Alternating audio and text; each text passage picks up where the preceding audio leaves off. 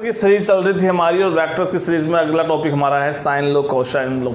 देखिए फिजिक्स में कई बार सिचुएशन ऐसी क्रिएट हो जाती है कि हमें जैसे तीन वेक्टर्स गिवन है जिनको लेके हम ट्रायंगल बना सकते हैं, जैसे हमने ट्रायंगल लॉ ऑफ मेथड पढ़ा है। और अगर उन ट्रायंगल्स का हमें मैग्नीट्यूड पता हो, यानी उन ट्रायंगल की जो साइड्स है उन साइड्स की वैल्यू पता हो और एंगल निकालने की ज़रूरत पड़े, या हमें एंगल पता हो और साइड्स का मैग्नीट्यूड निकालने की ज़रूरत पड़े, तो हम क्या करते हैं साइन और कोसाइन लॉ की डायरेक्ट हेल्प लेते हैं, जिससे हम डायरेक्ट फॉर्मूला पुट करके हमारी वैल्यूज़ निकाल के प्रॉब्लम को काफ़ी ईजिली सॉल्व कर सकते हैं। नमस्कार, मेरे फिजिक्स के सारे उस्ताद, नाम शेखर, काम फिजिक्स को इजी बनाना। तो आज के वीडियो में हम साइन और कोसाइन लॉ के डिस्कस करने वाले हैं one by one. So first topic is sine law. पहले साइन लॉ होता क्या है? आपके मैथमेटिक्स में भी ये होता है, वहाँ अलग अप्रोच से इसको प्रूव करने की कोशिश करते हैं। हम यहाँ वेक्टर अलजेब्रा यूज़ करके इसको प्रूव करने की कोशिश करेंगे। जैसे अगर मैं तीन वेक्टर ले लेता हूँ और वो तीन वेक्टर मिलके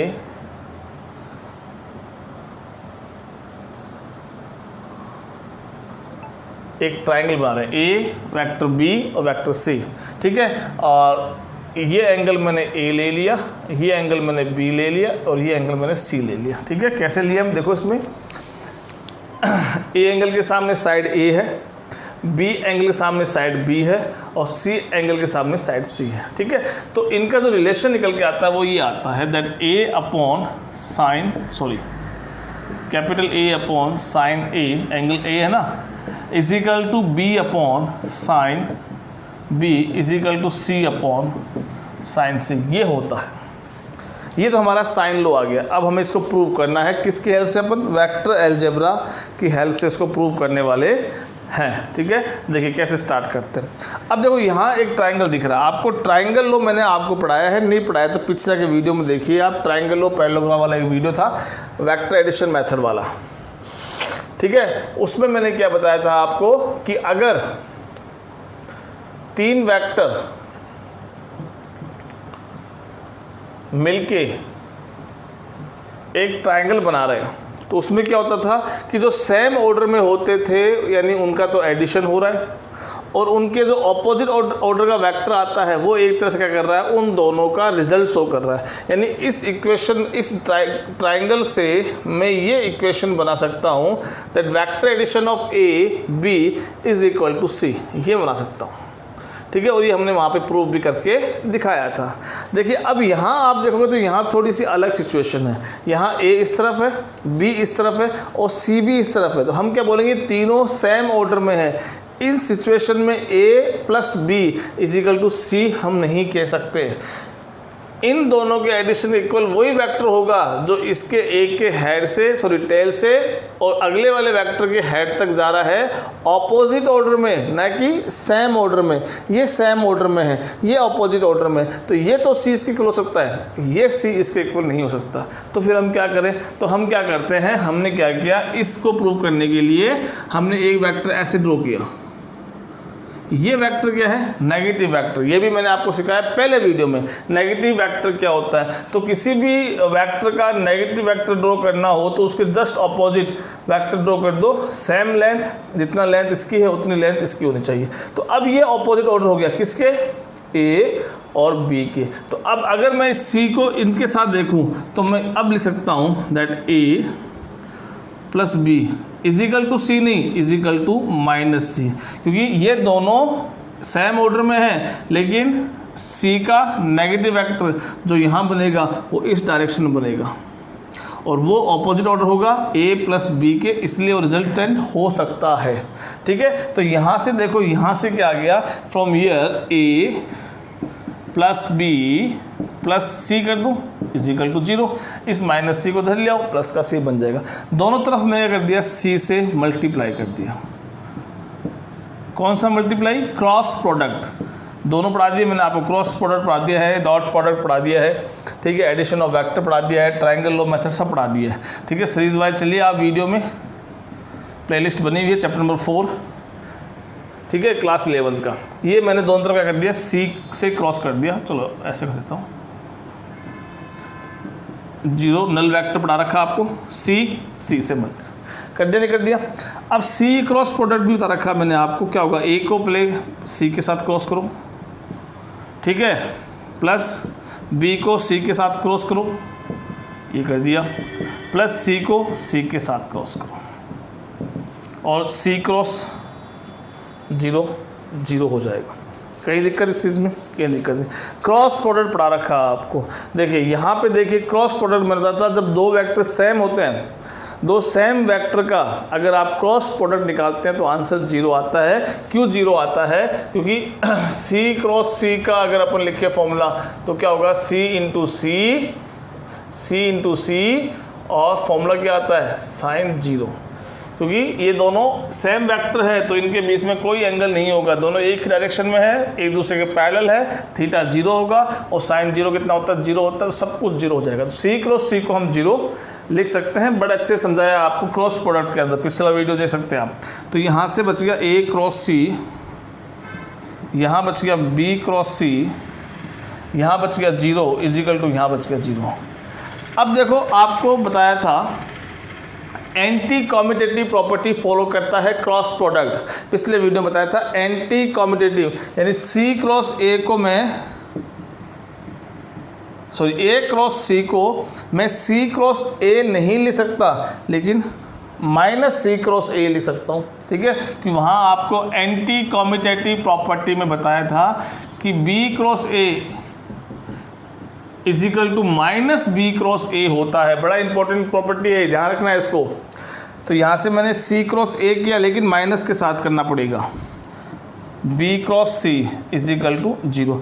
इसको उधर भेज दूँ तो ये जो क्या बन गया, बी क्रॉस सी और ये प्लस बन के सी क्रॉस ए आपका बन जाएगा। एक रिलेशन मेरे पास ही आ गया। अब एक रिलेशन में और निकाल रहा हूँ। अब उसके लिए कर रहा हूँ मैं, ये जो इक्वेशन 1 है, इस इक्वेशन 1 को वापस b से मल्टीप्लाई कर रहा हूँ। अब यहाँ इसको मल्टीप्लाई ना बोल के क्रॉस प्रोडक्ट बोलेंगे, cross product of A of equation 1 with, अभी समझ में आ जाएगा आपको क्यों मैंने किया है, विथ b कर देता हूँ मैं, ठीक है। ट्राइंगल आपको समझ में आ गया, नोट कर लीजिए ट्राइंगल, ठीक है, साइड में कहीं मैं इसको हटा रहा हूँ, अब इसका यूज़ नहीं है।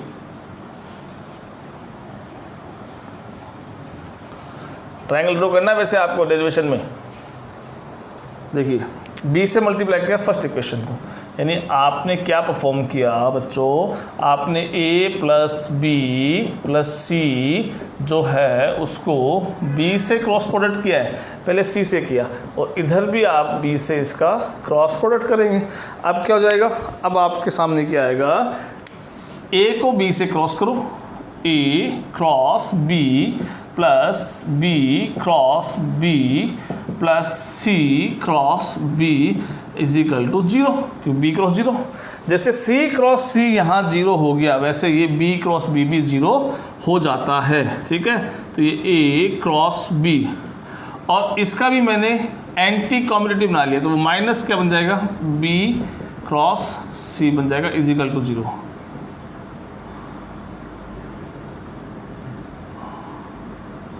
ठीक है, b क्रॉस c करूँगा तो माइनस आएगा, जैसे मैंने यहाँ पे a क्रॉस c को c क्रॉस a लिखा तो माइनस आता है। इस वाली प्रॉपर्टी जो क्रॉस प्रोडक्ट के पास होती है उसको उधर भेज दीजिए।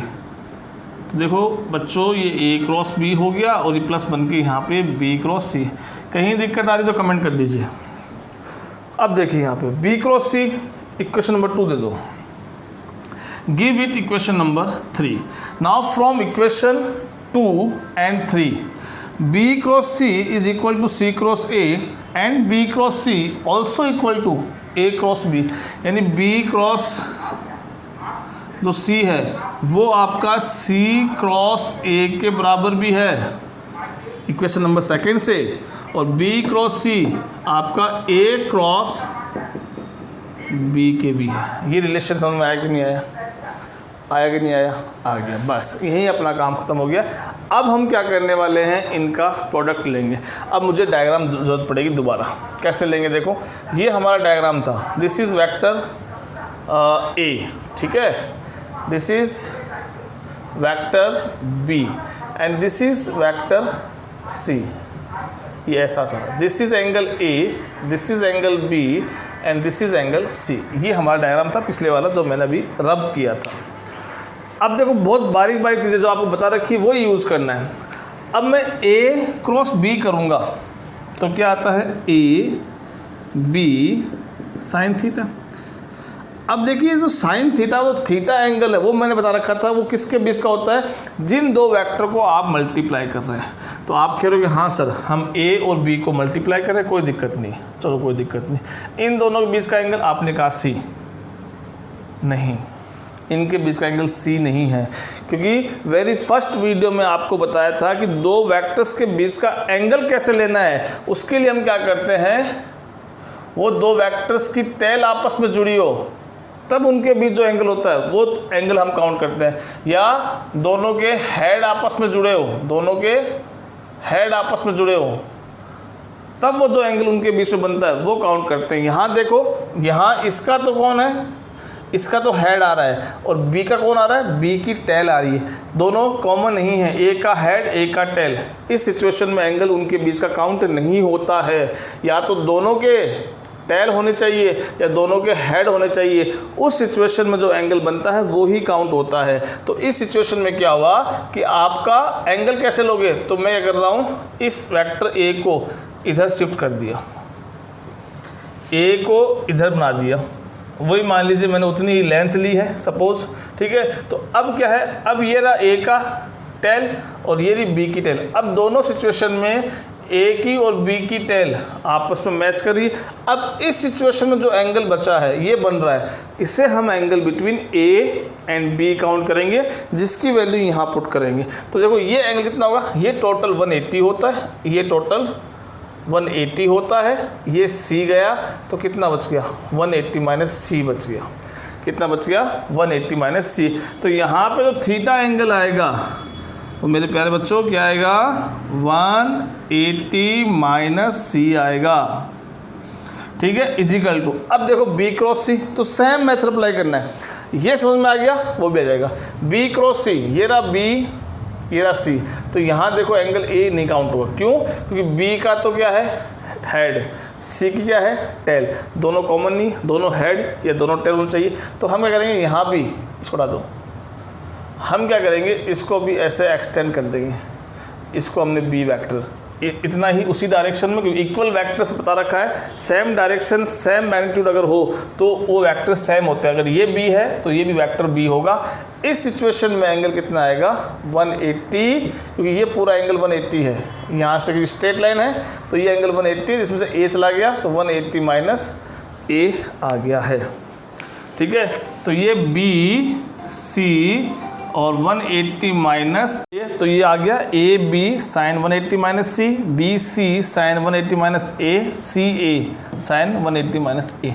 तो मैं बता रहा था आपको कि ये आइडेंटिटी आपने पढ़ी है कि sine 180 minus theta is equal to sine theta, ये हो सकता है, ठीक है। अगर आपको एग्जाम्पल देना है तो आप इसको ट्राई कर सकते हैं, क्या ये पॉसिबल है। तो आप क्या करो, सिंपल आप यहाँ 30 पुट करो, तो 180 माइनस 30 कितना हुआ, साइन 150, और यहाँ भी 30 आएगा तो ये हो गया साइन 30। अब साइन 30 और साइन 150 की वैल्यू आप चेक करोगे टेबल में तो आपको सेम मिलेगी। So it means we can write sine 180 minus theta is equal to sine theta. तो इसका मतलब ये बन गया, यहाँ पे ए बी साइन सी बन गया स्मॉल सी, और ये बी सी साइन ए बन गया, और ये सी ए साइन, और 180 माइनस बी यानी बी बन गया, 180 माइनस थीटा, थीटा बन जाता है। अब मैं इन तीनों को डिवाइड कर रहा हूँ किससे, ए बी सी से, ए बी सी से, ए बी सी से डिवाइड कर दिया, ए बी से A B cancel, B C से बी सी कैंसिल, और सी ए से सी ए कैंसिल हो जाता है आपका। अब देखो आपको क्या बचता है इसमें, तो ये डिवाइड करने पर, अब इसको अगर आप देखो ये साइन सी अपॉन सी है तो ये सब इक्वल में है, तो हम इनको ऐसे भी लिख सकते हैं, ठीक है। जैसे ये ए अपॉन साइन ए लिख सकता हूँ मैं, क्योंकि इनको सबको आप क्रॉस मल्टीप्लाई करोगे तो आपका सबका लास्ट एक्सप्रेशन बी है, सॉरी ये ए है, ये बी है, और ये साइन सी है। ठीक है। तो ये हमारा प्रूफ हो चुका है, ये हमारा साइन लॉ है। अब देखो इसका यूज़ हम कहाँ करते हैं, देखिए एग्जाम्पल ले लेते हैं। एक एग्जाम्पल है, एक प्रैक्टिकल एग्जाम्पल है। जैसे मान लीजिए ये सीलिंग है, छत है, और इस छत पे ऐसे थ्रेड बांध दी, एक थ्रेड ऐसे बांध दी, और बीच में थ्रेड साथ में लेके एक 1 kg मास का एक ऑब्जेक्ट मान लीजिए, कुछ भी मान लीजिए, उसको हैंग कर दिया। तो अब क्या होगा, इस पर ग्रेविटेशनल फोर्स लगेगा तो ये नीचे तरफ झुकेगा, ठीक है। ये झुक रहा है, यानी एक नीचे तरफ फोर्स लग रहा है, कितना, F = mg, जो हमने 9th क्लास में पढ़ा है। तो अब क्या होगा, इससे क्या होगा, ये सारी की सारी थ्रेड आपस में खींचेगी, इसमें टेंशन क्रिएट होगी। तो देखो एक टेंशन क्रिएट हो रही इसमें, क्योंकि ये इक्विलिब्रियम में आ चुका है, ये एक स्टेबल इक्विलिब्रियम में आ चुका है, यानी ये पोजीशन रुकी हुई है, ये ब्लॉक यहाँ का यही है, बस इनमें सब में क्या आ रही है, टेंशन आ रही है, थ्रेड में खिंचाव आ रहा है। तो ये टेंशन T1 लेता हूँ नीचे की तरफ, ये टेंशन आएगी इसकी इस तरफ, ये थ्रेड ऐसे खींचेगी और ये थ्रेड ऐसा खींचेगी, तो मैंने ये T3, ये 3 टेंशन फोर्स ले लिए। ये भी टेंशन फोर्स होता है, 5th चैप्टर आएगा तो अपन बहुत सारे क्वेश्चन इस पर करेंगे, ठीक है। तो एक तो हो गया टेंशन T1 जिसकी वैल्यू F = mg, एक ही बात है, F = mg के बराबर है, यानी इसकी वैल्यू मैं निकालूँ तो मास तो 1 kg है, और g की वैल्यू हम एक्सेलरेशन ड्यू टू ग्रेविटी 9.8 होती है, हमने 10 ले ली, तो कितना आ गया, 10 आ गया। यानी टेंशन जो फोर्स है वो किसके बराबर है, 10 न्यूटन के बराबर है, ठीक है। और ये इनके बीच का एंगल गिवन है।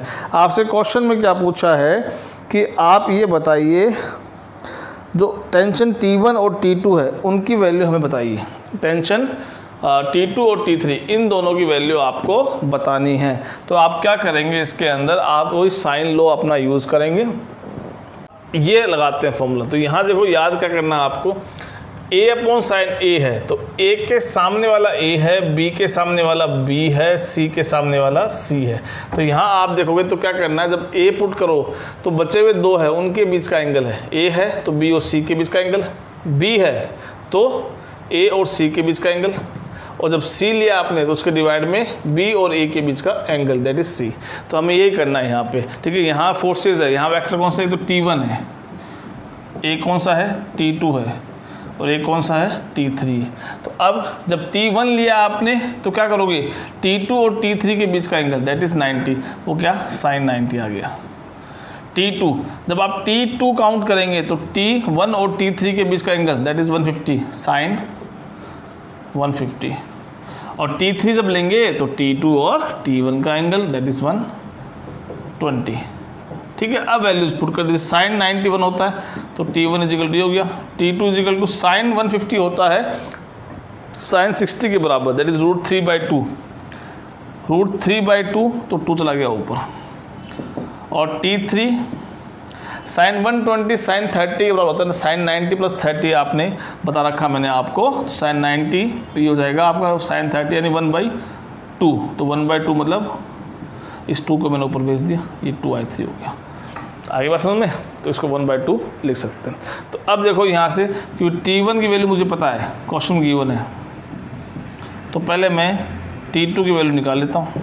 ये 5 है ना, सॉरी 10 है, 10 ये 10 होगा, T1 की वैल्यू 10 होगी, ये कैंसिल हो गया, 5√3 आपका आंसर आ गया न्यूटन में। ये तो फर्स्ट का आंसर आ गया। सेकंड का आंसर देखेंगे तो यहाँ देखिए, ये 2 से दिख रहा है, हाफ कर दो इसको, मतलब T3 = T1/2, इस 2 को मैंने इस T1 नीचे भेज दिया, तो 10/2 5 न्यूटन आपका आंसर आ जाएगा, ठीक है। तो इस तरह के क्वेश्चंस में अपन इनका साइन लॉ का यूज करते हैं। अब आते हैं हमारा कॉस। देखिए कोसाइन लॉ का भी अपन देखते हैं पहले कि होता क्या है, फिर उसको अपन प्रूव करते हैं, ठीक है। इसमें हमारे पास वो 3 ही वेक्टर्स होंगे जिनको मिला के हमने एक ट्राइंगल बना रखा है, लेट ABC, ठीक है। इसका नाम दे दिया मैंने x नाम दे दिया, इसका एंगल मैंने सपोज y दे दिया, इसका एंगल मैंने z दे दिया। तो यहाँ पे क्या होता है कि जो cos x, देखिए साइन वाला लोग कहाँ अप्लाई करते हैं, जब हमें एंगल्स पता होते हैं और साइड्स पता करनी होती है। यहाँ हमें एंगल्स निकालने हैं जब हमें साइड्स पता होती है, इसका यूज़ यहाँ करते हैं, ठीक है। जैसे cos x है, ठीक है, उसकी वैल्यू क्या आएगी, उसकी वैल्यू आएगी आपकी B square plus C square minus ए स्क्वायर अपॉन 2BC सॉरी। अभी मैं आपको ये तरीका याद करना सिखा दूंगा, बड़ा इजी है। cos y निकालूंगा तो मैं क्या करूँगा, आपका A square plus C square minus B square upon 2AC। वैसे तो आप ही इसको याद कर लोगे। ए अब cos z की बात करूँ तो आपका B square plus A square minus C square divide by 2BA। ये हमारे कोसाइंस लॉ के फॉर्मूले हैं। अब इनको प्रूव करते हैं कि कैसे बने हैं। अब इनको हम प्रूव करते हैं कैसे बने हुए हैं। चलिए देखिए, अब उसमें आउटपुट देखिए। आप कह रहा है अभी जैसे हमने कहा कि वहाँ से हम क्या कह सकते हैं कि a plus B is equal to minus C होता है। ये हम कह सकते हैं। पिछले वाले साइन लॉ में मैंने बताया था कैसे ये a plus B is equal to minus C है, क्योंकि तीनों सेम ऑर्डर में है। ठीक है, तो अब मैं यहाँ क्या कर रहा हूँ, मैं यहाँ पे आपका पैरेललोग्राम अप्लाई कर रहा हूँ। उसमें क्या था, आपका जो मैंने लॉ पढ़ाया आपको पीछे वीडियो में आप देखोगे तो उसका ये फॉर्मेट आता है लास्ट का। अगर मैं स्क्वायर हटा दूँ यहाँ से तो मतलब क्या है, ये स्क्वायर है। इससे पहले वाला स्टेप यही था, फिर हमने स्क्वायर हटा के यहाँ पे अंडरूट लेके आए थे। ठीक है, यानी रिजल्टेंट का square is equal to what, P square Q square plus 2PQ cos theta. तो देखो यहाँ रिजल्टेंट का स्क्वायर क्या आएगा, ये सी है ना, तो सी का square is equal to A square. उसी फॉर्मूले से देखो, क्योंकि हम ए और बी को ऐड कर रहे हैं। माय गॉड, स्क्वायर यानी resultant square is equal to A square plus B square plus 2AB। अब यहाँ क्या आता है, कोस थीटा आता है। पर यहाँ भी थीटा हमें देखना है, क्योंकि ए और बी के बीच का एंगल, ए और बी के बीच का एंगल हमें देखना है, क्योंकि हमने पढ़ा था पैरेललोग्राम में जिन दो वेक्टर्स को आप ऐड करते हैं उनके बीच का एंगल देखना होता है। तो देखो ए और बी ये है, फिर वही बात एंगल हम कैसे देखेंगे, दोनों की टेल या दोनों की हेड आपस में मिलने चाहिए। यानी हम ये एंगल चेक करते हैं, इससे ए और बी के बीच का एंगल काउंट करते हैं, ना कि ये ए और बी का बीच का एंगल जेड काउंट होगा। यानी 180 माइनस जेड काउंट होगा, ना कि जेड। कैसे, अभी देखो पीछे बताया मैंने आपको साइन लॉ जब पढ़ाया। ठीक है, तो इसमें ये हो जाएगा यहाँ पे 180 माइनस जेड और cos 180 minus theta is equal to minus cos theta होता है। ये आइडेंटिटी भी आपको याद रखनी है। तो ये ए स्क्वायर प्लस बी स्क्वायर और माइनस हो जाएगा, ये माइनस माइनस थीटा है, माइनस 2AB कॉस और ये जेड आ जाएगा। ठीक है, तो कॉस जेड की वैल्यू हमारे पास ये आनी चाहिए। तो देखते आती कि नहीं आती है। तो कॉस जेड इसको पूरा धर लिया हो तो ये 2AB cos Z is equal to A square plus B square minus C square. Cos Z चाहिए तो cos Z is equal to A square plus B square minus C square divide by 2AB। ठीक है, तो ये आपका result आपको मिल रहा है। ठीक है, तो इसमें आ गया। अब इसको सबके लिए आप ऐसे कर सकते हो, जैसे मैं आपसे कहूँ कि अब मुझे दूसरा प्रूव करना है तो मैं b प्लस सी करूँगा। तो इसमें b प्लस सी किसके इक्वल होगा, ट्रायंगल लॉ में b प्लस सी जब आप कर रहे हो तो आपका रिजल्टेंट क्या आना चाहिए, ऑपोजिट ऑर्डर में आना चाहिए। लेकिन a तो है सेम ऑर्डर में, लेकिन माइनस a नेगेटिव वेक्टर कैसे बनाया है बताया मैंने आपको, माइनस a के इक्वल होगा। तो यहाँ पे b plus C minus is equal to minus a होगा। इस सिचुएशन में आप क्या करोगे, आप रिजल्ट निकालोगे। तो अब आपके पास जो क्या रिजल्ट आएगा, यहाँ से बताइए कौन सा आएगा, क्योंकि रिजल्टेंट ए स्क्वायर है तो ए स्क्वायर रिजल्टेंट वाला, तो इसमें क्या हो जाएगा आपका ये cos x आएगा। ठीक है, देखिए जैसे जिनको आपने ऐड किया है यहाँ पे सबको बाबा नहीं करना है, जिनको ऐड किया है वो आगे पहले, यानी जिनको ऐड किया है वो आगे पहले a b square b square. तो रिजल्टेंट है माइनस में रिजल्टेंट का स्क्वायर डिवाइड बाई जिनको ऐड कर रहे हैं उनका 2 का मल्टीप्लाई के साथ प्रोडक्ट लिखना है, यानी ये ऐसा कुछ होगा डिवाइड बाई 2BC, ये फॉर्मूला बनेगा। ठीक है, और ऐसे सिमिलरली cos y की वैल्यू भी आप लिख सकते हो। cos y में क्या होगा, cos y में आप किसको जोड़ोगे, आप c प्लस a कर दो या a प्लस c कर दो, a प्लस c करोगे, a प्लस c या c प्लस a जो भी करोगे आप, तो आंसर क्या आएगा b। तो उस केस में आपको a square plus C square इनको ऐड कर रहे हो, रिजल्टेंट b आएगा, तो उसको b square divide by 2ac। ये हमारे तीनों फॉर्मूले हम डिराइव कर सकते हैं। इसी सेम मेथड से आप फॉलो करके इन दो का रिजल्ट निकाल सकते हैं। नहीं समझ में आता तो कमेंट कर दीजिए, मैं आपको सॉल्यूशन इनका भी अलग से भेज दूँगा। ठीक है, तो ये हमारे साइन और कोसाइन लॉ थे जो वेक्टर में हम यूज़ करेंगे। कैसे यूज़ करेंगे ये मैंने आपको बताया भी था। ठीक है, अब डायरेक्शन ऑफ कोसाइन और वॉल्यूम ऑफ पैरेललोपाइप, ये दो चीज़ें पता है जिससे हमें क्या पढ़ना होता है कि तीन वेक्टर्स गिवन होते हैं, वो कोप्लानर होते हैं कि नहीं होते हैं, उनका आइडिया हम कहाँ से लेते हैं, वॉल्यूम ऑफ पैरेललोपाइप से। तो हमारा नेक्स्ट वीडियो जो होगा वो इसी के बारे में होगा। तो मिलते हैं नेक्स्ट वीडियो में। Till then thank you so much.